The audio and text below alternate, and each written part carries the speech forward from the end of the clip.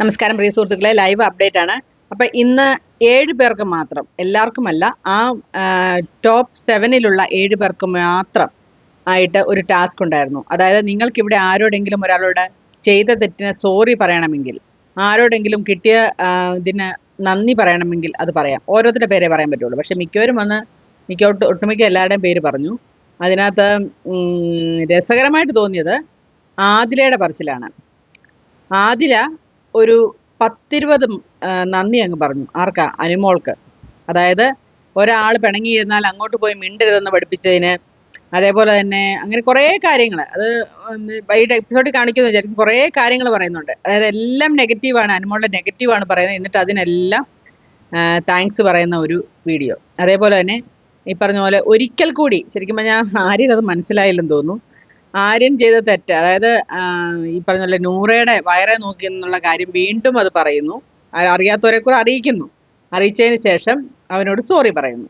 എൻ്റെ നൂറയുടെ അനിയനെ പോലെ എന്നൊക്കെ പറഞ്ഞ് സോറി പറയുന്നു. സത്യം പറഞ്ഞാൽ ഇതിനകത്തൊക്കെ എന്ത് മഹത്വമായിരിക്കുന്നത് എനിക്ക് മനസ്സിലാകുന്നില്ല. വീണ്ടും അറിയാത്തവരെ കൂടെ അറിയിച്ചു. ഇതൊന്നും അറിയാതെ വന്ന കുറേ പേരെ കൂടെ ഇതൊക്കെ അറിയിച്ചു. അപ്പോൾ ആരും പറയുന്നു നീ അത് ക്ലിയർ ചെയ്തല്ലോ, ശരി. പക്ഷേ എനിക്ക് തോന്നുന്നു അത് നെഗറ്റീവായിട്ടാണ് തോന്നുന്നത്. അത് അത്ര നല്ല കാര്യമല്ല ആദില പറഞ്ഞതെന്ന്. ഇത്രയും പറഞ്ഞിട്ട് ഈ പറഞ്ഞ പോലെ അനുമോള് ആദിലയോടാണ് ക്ഷമ ചോദിച്ചത്. അങ്ങനെ അനീഷും ഷാനവാസും ഓട്ടോമാറ്റിക്കലി അങ്ങോട്ടും ഇങ്ങോട്ടും നന്ദി പറഞ്ഞു.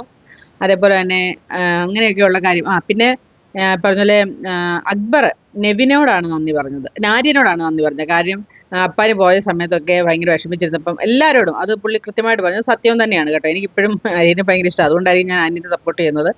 എന്തായാലും കൊള്ളാം. എല്ലാവരും അത് പറയുന്നുണ്ട്. കാരണം ആര്യൻ അതങ്ങനെ ആണ് അല്ലേ, എല്ലാവരെയും എതിരെ നിൽക്കുന്ന ഒരു ഗെയിമറാണെന്ന് നോക്കാതെ പുള്ളി സഹായിക്കും. അത് ഒരു പ്രാവശ്യം മോഹൻലാൽ തന്നെ പറഞ്ഞിട്ടുണ്ട്, എന്തിനാണ് അങ്ങനെ സഹായിക്കുന്നത്, നിന്നൊക്കെതിരെ ഞാൻ അങ്ങനെയാണ് ലാലേട്ട എന്ന് പറയുന്നുണ്ട്. അപ്പോൾ അങ്ങനെ ഒരു മനസ്സുള്ള മനുഷ്യനാണ്. അപ്പം ഇതിന് ശേഷം ഷാനവാസ്, അതായത് ഇന്നലെ രാത്രിയിലെ വലിയൊരു സന്ധി സംഭാഷണത്തിന് ശേഷം എല്ലാവരും ക്ഷമ പറഞ്ഞ് അങ്ങോട്ടും ഇങ്ങോട്ടും കെട്ടിപ്പിടിച്ച് പിരിഞ്ഞതാണ്. ഷാനവാസ് എന്ന് അനുമോളോട് ക്ഷമ ചോദിക്കുന്നു.